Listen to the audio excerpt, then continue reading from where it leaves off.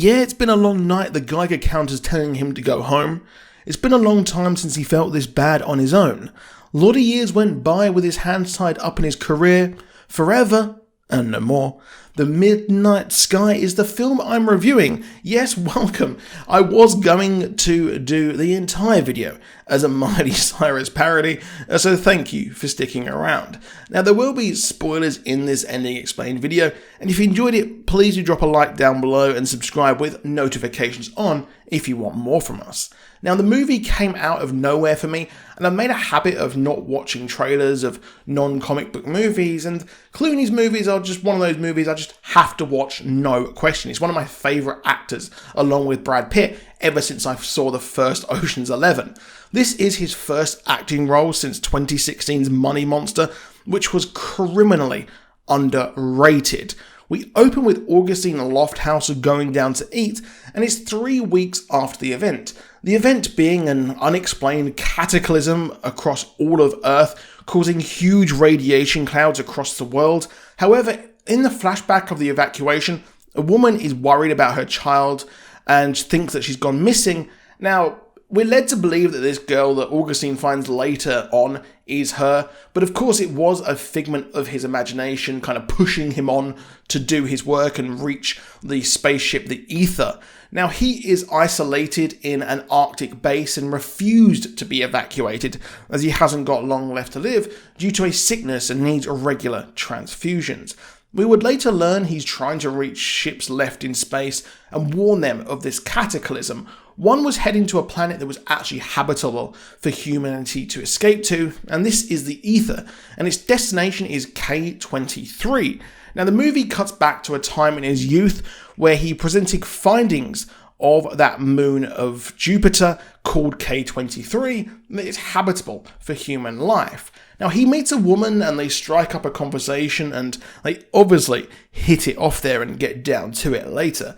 Now, the Ether is the only ship that's out and active in space, but Augustine cannot reach them due to the antenna at the base being far too weak. And we cut to the Ether as we meet Felicity Jones's character, Sully, who has a dream of the ship leaving K23 without her, and that planet that we see just, oh my god, it looks amazing. But this did remind me of the episode where Marge Simpson has therapy. I think she has a kind of vision of a Lost in Space kind of episode where they leave her. Yeah, don't mind me, that's just instantly what came to mind when I saw that. She wakes up and is pregnant, and I have to say, again, this movie just looks unreal. Not only are the sets, the costumes and CGI great, but it's just shot beautifully. The Ether is trying to contact Earth as there's been no contact from them in quite a while, and they don't know it's because of the event. They just think that something's gone wrong and they didn't expect that the whole Earth has been scorched. Now, they are returning after 2 years away, and Sully is pregnant with the mission commander's kid. I mean, how was that allowed? That's pretty irresponsible there, but that's not the only irresponsible thing in this movie I'm going to get to. We eventually find the missing girl who we thought was left behind, but we know she's not real, and we know that, well, she is actually Sully. Yeah, I'll get into that in a bit. So Augustine calls the Ether again, trying to explain what has happened and how the Earth is not how they left it. The Ether still have no contact from Earth, and the mission commander says how he's allowed the crew to go and contact anyone, even Russia and China, but I found this odd as their space programs have an operational partnership. And I guess the impending cataclysm stopped this. I mean, even in Armageddon, they worked with Russian astronauts. But he says that the K23 planet, or moon, can be used for life. But we cut to Augustine's earlier life as well, as he is too ingrained in his life and his work as his girlfriend leaves him due to this. However, we would later learn that, well, he is actually estranged from a child this woman had in reality, and his work has taken over his life, and she pretty much says, like, you can talk to her if you want, because he asked if she knows about him, but it seems like he didn't do that, and that's one of his great regrets that is running throughout his entire life. Now, in the present, Augustine goes out and plans to head north to find a new antenna that can reach the ether.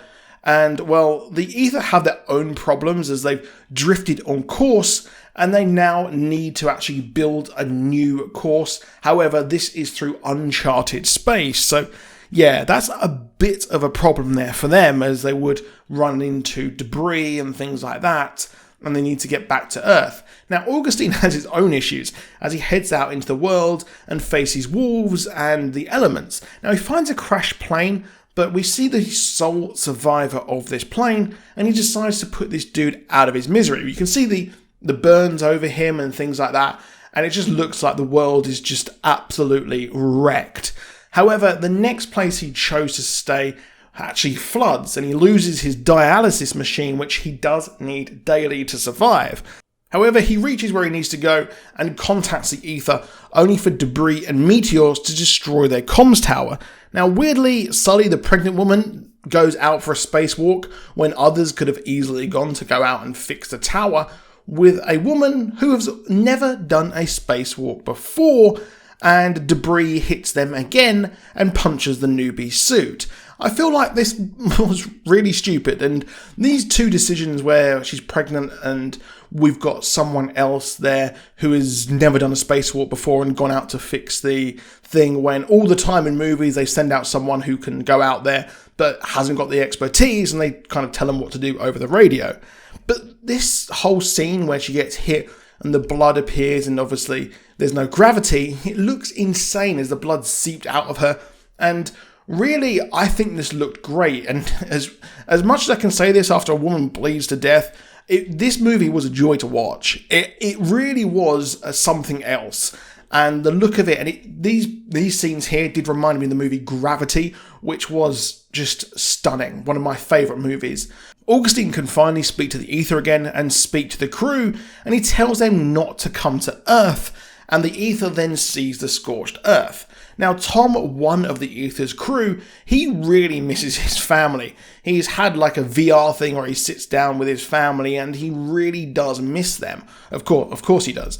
But he then has contact and gets the log of his wife, and she says that what's happened and how their kids are sick and they've gone underground. So he decides to head back to Earth. The ether needs to make a decision. Will it go back and do a loop around the Earth and use it as gravity to head back to K23, or will they land on Earth? Now, they decide to actually go around and head back to K23, but Tom and another guy on the ship, they decide to actually go down to Earth. And this bit, again, the third thing here that made me think that this was unrealistic, he doesn't know where his kids are, he doesn't know where his wife is, and depending where he lands, he's not gonna survive. But he's made a promise, so that really did bring me out of the movie there. But well, Augustine then realises a total bombshell.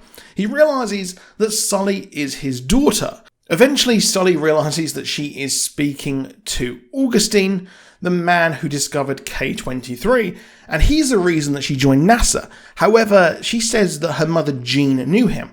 Augustine then realises a total bombshell that Sully is his daughter, as we see a flashback, and he realises that Iris, the girl with him, was a projection, and this wasn't her, because we see the girl in the past look exactly like this little girl who was with him. Now, Sully also reveals that her real name is Iris. So, just a great twist there. I absolutely loved it. I thought this movie was truly great, and George Clooney delivers a powerful but desperate but brooding performance, and I would actually love to see more of this franchise as we see Sully and her baby daddy leave to return to K23 as Sully asks them to turn back. But let's just leave this movie. Maybe it's a better idea for it to stand on its own. Let's just hope it's not 4 years until George Clooney acts in another movie. But that's it for this video, so please do drop a like down below, please do subscribe with notifications on, and I'll see you soon, and goodbye.